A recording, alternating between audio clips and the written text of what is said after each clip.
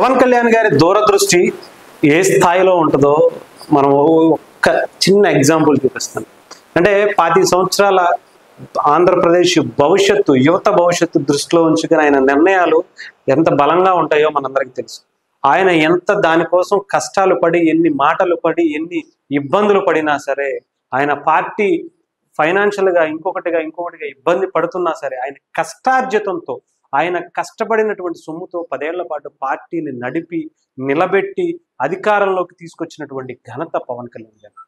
ప్రజల కోసం ఒక నాయకుడు బలంగా నిలబడితే, కొట్లాడితే ఎలా ఉంటుందో ఈసారి పవన్ కళ్యాణ్ గారు అందరికీ చూపించారు. ఆయన దూరదృష్టి ఏంటంటే ఆంధ్రప్రదేశ్ ప్రజలు బాగుండాలి అనేది మనందరికీ తెలుసు. దానికోసం ఎంత బలంగా ఎవరు వచ్చి నిలబడినా కూడా, ఎంతమంది ఆయన మీద కొట్లాటకు వచ్చినా, తిట్లకు వచ్చినా, ఆయన కుటుంబాన్ని, ఆయనని వ్యక్తిగతంగా తిట్టినా కూడా ఆయన ఎక్కడ భయపడకుండా, బాధపడకుండా, నేను నిలబడేది ఆంధ్రప్రదేశ్ ప్రజల కోసం, యువత భవిష్యత్తు కోసం, 25 ఏళ్ల వాళ్ళ జీవితం కోసం అని చెప్పేసి చాలా సందర్భాల్లో చెప్పారు. ఆయన దూరదృష్టి అంత అద్భుతంగా ఉంటుంది. మీకు ఒక చిన్న ఎగ్జాంపుల్ చెప్తాను.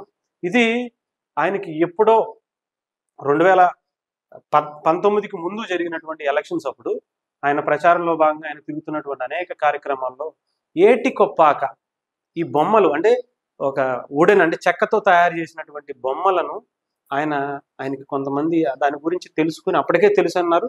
ఆ తర్వాత దాని గురించి ఇవి చాలా అద్భుతంగా ఉన్నాయి, దీన్ని మనం ప్రచారం కల్పించాలి, అంతర్జాతీయ వ్యాప్తంగా దీనికి ఒక మంచి గుర్తింపు తీసుకురావాలి అని చెప్పి పవన్ కళ్యాణ్ గారు అనుకున్నారు.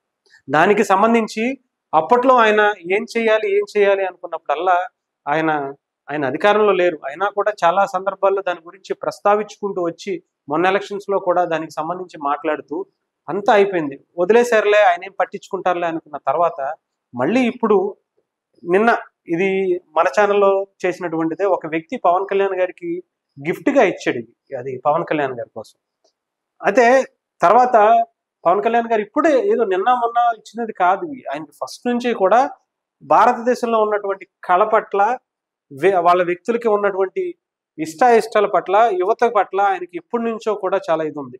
ఏటికొప్పాక కొండపల్లి కళాకారులకు తగిన సహాయం డిప్యూటీ సీఎం పవన్ కళ్యాణ్ గారి హామీ. అధికారంలోకి రాగానే ఆయన చేసినటువంటి పని, అంకుడు తెల్లపాటి చెట్లు విరివిగా పెంచాలని సూచన. దానికి సంబంధించి దేంతో తయారు చేస్తారో దానికి ప్రచారం కల్పించాలి, అలాగే దానికి అవకాశాలు, అంటే దాన్ని చెట్లు పెంచితే దాన్ని పెంచడం ద్వారా వాళ్ళకి మంచి ఉపాధి దొరుకుతుంది, దాని ద్వారా దాన్ని అమ్మిన తర్వాత ఈ ఏటికొప్పాక కొండపల్లి సంబంధించినటువంటి బొమ్మల తయారీకి అంతర్జాతీయ వ్యాప్తంగా దృష్టి మలిచిందంటే నిజంగా ఇది పవన్ కళ్యాణ్ గారు మొన్న ఆయన అధికారంలోకి రాగానే కేంద్ర ప్రభుత్వ పెద్దలకే కాదు, అంతర్జాతీయంగా దేశ విదేశాల నుంచి వచ్చినటువంటి దానికి సంబంధించినటువంటి ఎవరు వచ్చినా సరే, ఎంత పెద్ద దిగ్గజాలు వచ్చినా కలిసినా పవన్ కళ్యాణ్ గారు వాళ్ళకి ఏటికొప్పాక అలాగే కొండపల్లి బొమ్మలను ఆయన అందించడం జరుగుతుంది. ఇది ఏంటి అని తెలుసుకోవడానికి వాళ్ళకి మళ్ళీ ఇది ఏటికొప్పాక అండి, ఎటువంటి అంటే మన ఎన్విరాన్మెంట్కి ఎటువంటి ఇబ్బంది లేకుండా ఉండేటువంటి ప్రొడక్ట్, ఇది చాలా అందమైనటువంటిది, చేతితో తయారు చేసినటువంటి బొమ్మలు మా భారతదేశ సంబంధించినటువంటి ప్రాముఖ్యతను, ఇక్కడ ఉన్నటువంటి అనేక కళలను కూడా మేము ముందుకు తీసుకొస్తున్నాం అని చెప్పి చూపించినటువంటి ఇది నిన్న ఢిల్లీలో జరిగినటువంటి పెరేడ్లో ఇది నిజంగా చర్చనీయాంశమైంది. అందరి దృష్టి కూడా ఆకర్షించింది. దేశవ్యాప్తంగానే కాదు, ప్రపంచవ్యాప్తంగా ఏటికొప్పాకకు ఉన్నటువంటి విశిష్టతను నిన్న ఢిల్లీ వేదికగా పవన్ కళ్యాణ్ గారు ఇచ్చినటువంటి ఆ బొమ్మలను దృష్టిలో పెట్టుకుని, ఏటికొప్పాక అనే కొండపల్లి బొమ్మలకు అంటే ఎక్కడా కూడా పర్యావరణానికి కావచ్చు, ఇంకొక దానికి ఇబ్బంది పడకుండా సహజంగా సృష్టించే మన భారతదేశానికి మాత్రమే, మన ఆంధ్రప్రదేశ్కి మాత్రమే సొంతమైనటువంటి ఒక అద్భుతమైనటువంటి కళను నిన్న ఢిల్లీలో పెరేడ్లో, రిపబ్లిక్ డే సందర్భంగా పెరేడ్లో నిర్వహించడం అనేది చాలా అద్భుతమైనటువంటి కార్యక్రమం. నిన్న మోదీ గారు కూడా చూసి దీన్ని చాలా బాగుంది అని చెప్పినటువంటి విషయాన్ని కూడా ఒకసారి మీ ముందుకు తీసుకొస్తాను. ఆయన చాలా సంబరపడిపోయారంట, అసలు నిజంగా చాలా బాగుంది. పవన్ కళ్యాణ్ గారు ఆయన కూడా దానికి సంబంధించినటువంటి గిఫ్ట్ ఇచ్చారు, ఒక బొమ్మల్ని, ఇలాంటి బొమ్మల రూపాలను. కానీ ఆయన దాన్ని కూడా చూసి చాలా బాగుంది, దీన్ని మనం ప్రచారం కల్పించాలి, మన భారతదేశ సంస్కృతి సాంప్రదాయాలను మిగతా దేశాలకు పరిచయం చేయాలంటే పర్యావరణాన్ని కాపాడుకుంటూ ఇలాంటి వాటిని మనం ప్రాచుర్యం కల్పించాలి అని చెప్పి పవన్ కళ్యాణ్ గారు చెప్పినటువంటి దాన్ని నిన్న మోదీ గారు కూడా చూసి చాలా బాగుంది అని చెప్పినటువంటి పరిస్థితి. సో డెఫినెట్ గా ఆయన దూరదృష్టి ఎంత వరకు ఉంటుందండి. ఇప్పుడో ఎలక్షన్ లో చెప్పి దాన్ని అక్కడే వదిలేయకుండా మళ్ళీ అధికారంలోకి రాగానే దాని గురించి మొన్న ఏదో సింగపూర్కి సంబంధించినటువంటి ప్రతినిధులు వస్తే వాళ్ళకు కూడా ఆ బొమ్మలు ఇచ్చారు. యుఎస్ నుంచి కౌన్సిల్ ఆఫ్ జనరల్ వస్తే వాళ్ళకి ఇచ్చారు.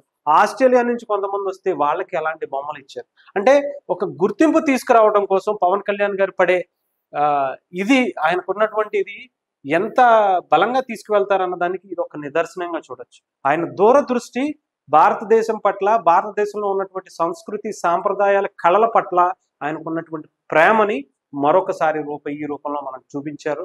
నిజంగా ఇదంతా కూడా చాలా మంచి ఒక గర్వంగా అనిపించింది. నా పెరట్లో ఏటికొప్పాక కొండపల్లికి సంబంధించినటువంటి ఆ శకటాన్ని చూసినప్పుడు చాలా మంది నిజంగా వాళ్ళ కష్టాలు తీరాయేమో అని అనిపించింది. ఇన్ని సంవత్సరాలు ఏటికొప్పాక సంబంధించి వాళ్ళు ఎన్నో సంవత్సరాల నుంచి రానటువంటి గుర్తింపు పవన్ కళ్యాణ్ గారు రావటం వల్ల ఒక్కసారిగా వచ్చింది.